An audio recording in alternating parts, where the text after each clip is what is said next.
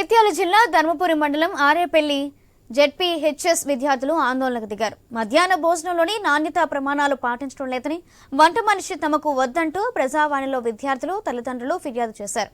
అయితే కలెక్టర్ సత్యప్రద తమ ఫిర్యాదును స్వీకరించలేదని విద్యార్థులు ఆందోళనకు దిగారు.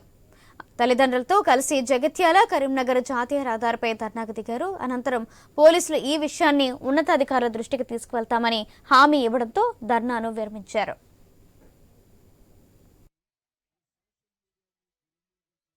అంటే ఇది చాలా ఉధృతిగా చోటు చేసుకున్నది.